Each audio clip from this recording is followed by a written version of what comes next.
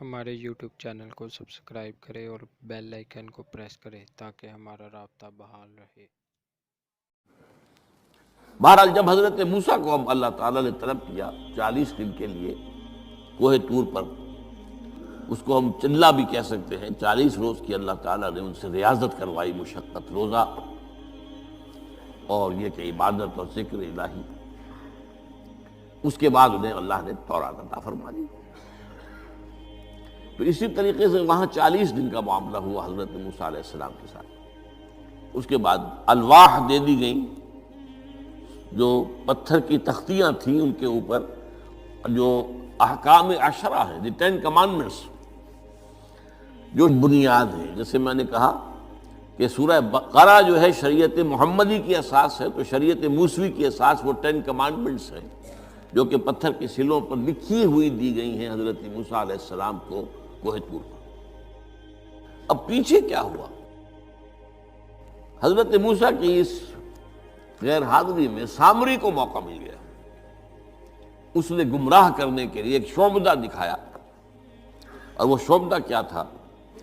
آل فرعون کے جو زیور وغیرہ ہوتے تھے ان لوگوں کے، وہ ان بنی اسرائیل کے لوگوں کے پاس امانت رکھا کرتے تھے۔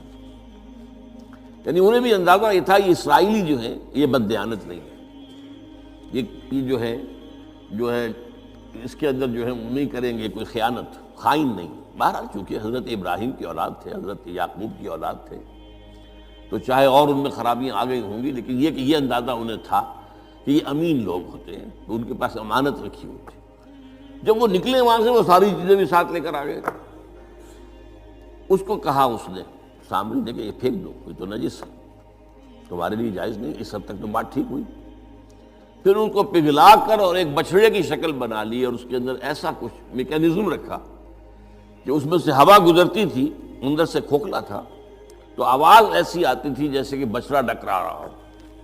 اس نے کہا یہ ہے تمہارا خدا۔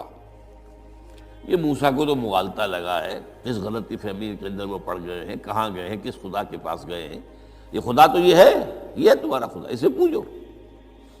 بہرحال وہاں کچھ لوگ جو ہے کافی بڑی تعداد میں لوگوں نے پرستی شروع کر دی۔ اب جب اللہ نے بتایا اے موسیٰ تمہاری قوم پیچھے فتنے میں پڑ چکی ہے، اور اس کی بھی ایک عجیب بات ہے، اس بتائی دوں آپ کو کہ حضرت موسیٰ کے لیے جو اللہ نے وقت معین کیا تھا کوہ طور پر آنے کا، آپ اس وقت مقرر سے پہلے پہنچ گئے۔ شوق اللہ نے ایکسپلینیشن کال کی، یہ سورہ طٰہٰ میں موجود ہے۔ ما اعجلک عن قومک یا موسیٰ، موسیٰ یہ تم اپنی قوم کو چھوڑ کر جلدی کیوں آ گئے؟ ابھی تو وہ وقت معین نہیں آیا، کیوں آ گئے؟ اب حضرت موسیٰ تعجب سے کہتے ہیں کہ مجھے تو شاباش ملنی چاہیے تھی کہ تو میرا شوق دیکھ، میرا اشتیاق دیکھ، اور الٹی جو ہے ایکسپلینیشن کال کرنی پڑ رہی ہے۔ قال عجلت الیک ربی لترضی، پروردگار میں تو جلدی کر کے آیا اس لیے تو راضی ہو جائے کہ تیرے طلب کرنے پر میں وقت معین سے بھی پہلے پہنچ گیا ہوں۔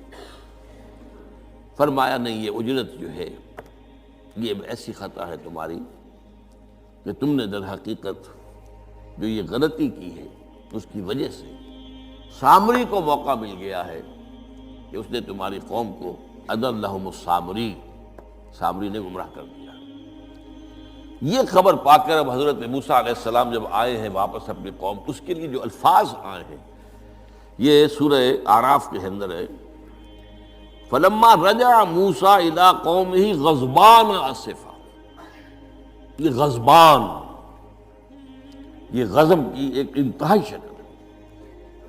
اس وزن پر عربی زبان میں جو الفاظ آتے ہیں وہ کسی شے کی شدت کو ظاہر کرتے ہیں۔ انا جوعان، میں بھوک سے مرا جا رہا ہوں۔ انا عطشان، میں پیاس سے مرا جا رہا ہوں۔ اسی طرح رحمان، جس میں رحم جو ہے وہ ٹھاٹھے مارتے سمندر کے مانند ہے۔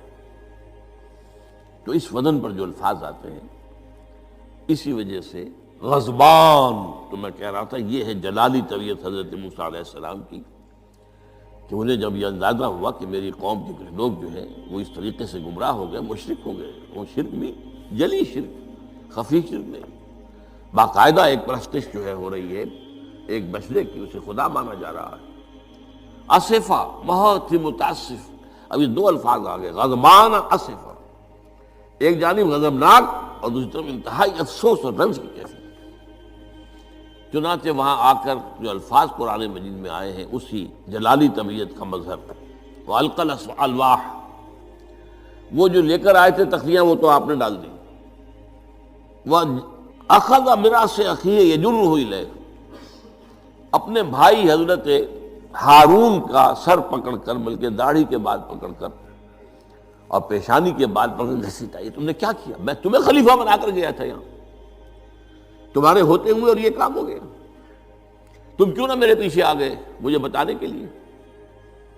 بہرحال چونکہ خلیفہ بنا کر گئے تھے، انہیں رہنا تو وہاں تھا، لیکن انہوں نے کہا کہ مجھے اندیشہ یہ ہوا کہ آپ یہ کہیں گے کہ تم نے بنی اسرائیل میں تفرقہ پیدا کر دیا، اس لیے میں نے برداشت کیا، کیا کرنا، روکتا رہا میں، لیکن یہ کہ میں نے ان کے درمیان جو ہے کوئی بہت بڑا قدم نہیں اٹھایا۔ لیکن بہرحال اس کے بعد جو قدم اٹھایا گیا وہاں پر وہ فیصلہ کیا گیا کہ 12 قبیلوں میں سے ہر قبیلے کے جتنے لوگوں نے یہ شرک کیا ہے، اسی قبیلے کے لوگ جو توحید پر قائم رہے ہیں وہ اپنے بھائیوں کو قتل کریں اور ذبح کریں۔ تو تورات کی روایت کے مطابق 70,000 یہودی قتل ہوئے، اور یہیں سے قتل مرتد کی سزا اسلام میں یہ قتل ہے۔ یہ سب بات لوگ کہتے ہیں جو منکرین حدیث ہیں آج کل اور روشن خیال ہیں، اور جو اپنی روشن خیالی کا جو سند لینا چاہتے ہیں مغرب سے، تو مغرب کا تصور تو یہ ہے کہ یہ انسانی حقوق میں سے ہے، ایک مسلمان ہے اسے اگر عیسائیت پسند آ گئی عیسائی ہو جائے، اس کا حق ہے، وہ کوئی مجرم تو نہیں۔ یہ تمہاری شریعت میں یہ کہ قتل کر دیا جائے، یہ تو در حقیقت جو بنیادی حقوق ہے انسان کے اس کے خلاف ہے۔ اسی طریقے سے ایک مرد اور ایک عورت رضامندی سے زنا کرتے ہیں، آپ کو کیا اعتراض ہے؟ جو ان کا حق ہے، ہاں مائنر نہ ہو، چھوٹے نہ ہو، نابالغ سے زنا نہ کیا گیا ہو، جبر نہ کیا جائے، جبر کریں گے تو مجرم ہو جائیں گے، لیکن اگر رضا کے ساتھ باہمی رضامندی سے وہ کرتے ہیں یہ زنا تو کوئی جرم نہیں ہے، ان کی مرضی ہے۔ تو یہ سارا تصور جو ہے حقوق انسانی کا، جس طرح کا ایک مبالغہ آمیز تصور دنیا میں ہو گیا ہے، اس کی روح سے ہمارے ہاں بھی جو لوگ ہیں جو انہی کو ماڈل بنا رہے ہیں اب، تو وہ کہتے ہیں کہ جناب قرآن میں کہاں ہے مرتد کی سزا، اس طرح قرآن میں کہاں رجم کی سزا؟ تو یہ جان لیجئے کہ یہ دونوں سزائیں حضور نے اپنی سنت کے ذریعے سے نافذ کی ہیں، لیکن اخذ کی ہیں تورات سے۔ ظاہر بات ہے کہ حضور سے پہلے جو شریعت موسوی تھی وہ لاگو تھی، یہودیوں کے لیے شریعت موسوی تھی، آج تک بھی ہے۔ عیسائیوں کے لیے بھی حضرت مسیح یہی کہہ کر گئے تھے کہ یہ نہ سمجھنا کہ شریعت موسوی کو ختم کرنے آیا ہوں میں، law of Moses, don't think I have come to destroy law, this law of Moses will be applicable to you۔ وہ تو سینٹ پال نے ختم کیا، اور آج کی عیسائیت جو ہے یہ عجیب مذہب ہے جس میں کوئی قانون ہے ہی نہیں،